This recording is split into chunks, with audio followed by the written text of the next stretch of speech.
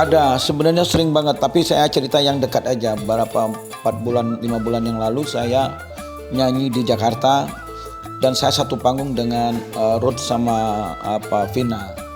Jadi penontonnya itu taunya penyanyi itu cuma 2 itu. Terus MC-nya nggak ngecek. Jadi saya ini udah dandan dari jam 7 udah dandan, udah rapi semua, tinggal nunggu dipanggil. Dan yang punya hajat tuh maunya saya bawa lagu Melayu. Ruth nyanyi pertama, Ruth nyanyi 7 lagu. Final 8 lagu. Karena asik yang joget, asik ini. Habis itu penonton keluar. Tapi kan yang punya hajat taunya ada Tommy Ali. Oh jangan kemana-mana oi.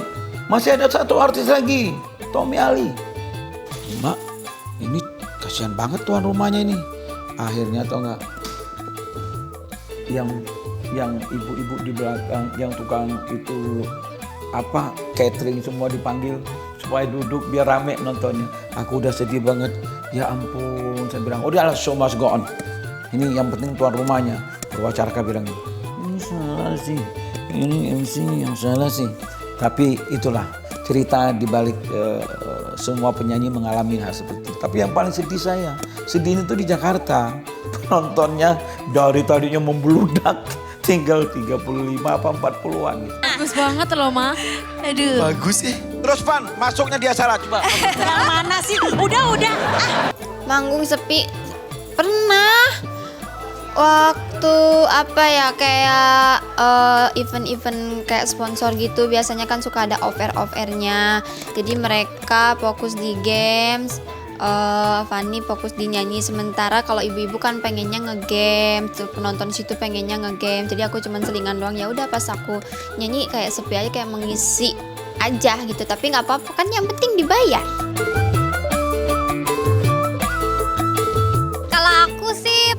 Ya, apalagi pas waktu kontes kan pas zaman-zamannya Covid tuh. Jadi semua orang yang ada di rumah yang mau nonton tuh gak bisa kesini, gak bisa ke studio karena harus ada beberapa tahapan, harus rapid lah, harus apa yang dicolok-colok tuh? Iya, swab, harus gitu. Jadi kayak nggak ada yang nonton di sini sama sekali, sepi banget. Yang nonton tuh kalian tahu manekin, di sini semuanya manekin yang nonton. Boneka tahu kan? Manekin, patung itu loh, patung boneka yang dipakein baju. Iya itu. Jadi manekinnya pakai baju atau enggak? Pakai lah, dipakein rambut gitu, pada stylish semuanya. Gitu, sepi sih waktu itu.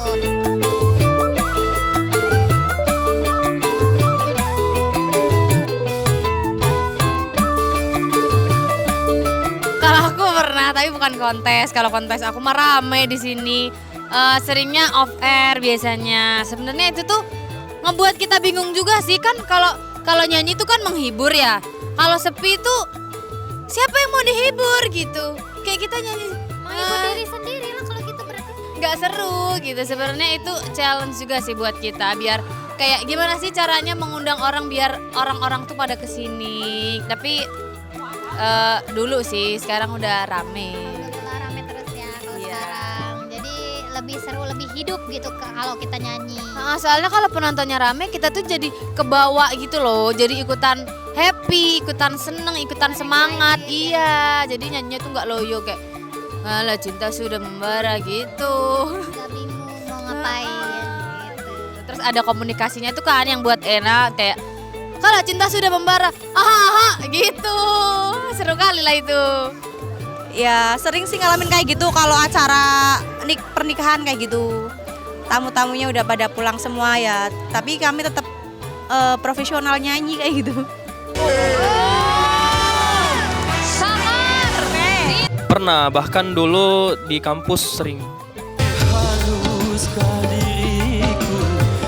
Waktu itu di daerah Bekasi kalau nggak salah, Kampung Seriamur gitu. Itu biasanya kan kalau manggung tuh kan sampai jam 12 malam, tapi ini jam 9 malam udahan karena sepi. Dari tamunya juga sepi, tamu hajatannya nggak ada penonton, jadi biasanya ada tambahan buat ongkos pulang, kita cuma dapat bayaran doang, jadi nggak dapat saweran. Udah punya pacar belum?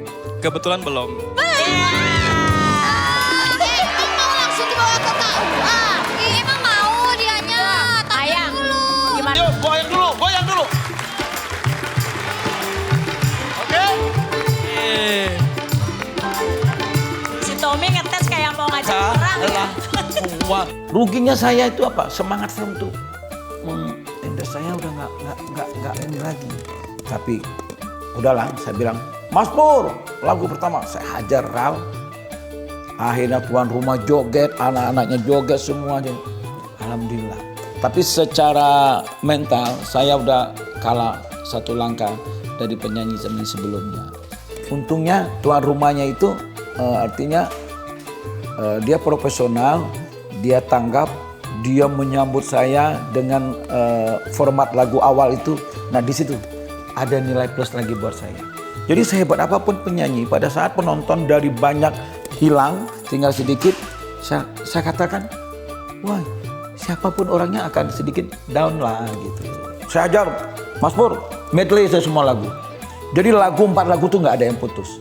Jadi jeda jing jing jing jing dereng, nyanyi lagi, selesai ding ding ding jeng, akhirnya selesai. Dan yang punya hajat, terima kasih Tom. Kalau harusnya kamu yang tampil duluan. Nah di situ plus lagi buat saya. Jadi dari kesedihan saya must go on, saya jalankan terus misi itu walaupun dengan mental sedikit terganggu, tapi akhirnya hikmah yang saya dapatkan terakhir tuan rumahnya berpikir next time kamu kalau saya panggil harus nyanyi duluan. Karena ternyata lagu yang saya inginkan itu betul-betul memuaskan tuan rumahnya. Karena itu adalah profesional kerja. Mau bagaimanapun kan kita dibayar, jadi ya mau nggak mau harus tetap nyanyi. Ya tetap nyanyi lah pasti, karena kan kita dibayar jadi kita dikontrak berapa jam gitu, 2 jam, misal dari jam 8 sampai jam 10, ya kita nyanyi selama itu gitu. Tapi ada breaknya sih 1 kali, sekitar 30 menitan lah gitu. Jadi ya udah, meskipun sepi kita harus tetap nyanyi karena itu pekerjaan kita. Yang dirasain ya gimana sih ya, nggak semangat tapi harus semangat untuk menghibur kayak gitu. Yang dirasain aku pada saat itu apakah ini nggak dihargai gitu, merasa apakah mereka nggak suka sama dangdut apalagi anak-anak muda begitu. Ya kan kita kan butuh tambahan juga kan selain dari bayarannya itu. Nah kalau misalnya sepi kan nggak ada tambahan, jadi yang ngerasainnya tuh kayak agak kurang semangat sih.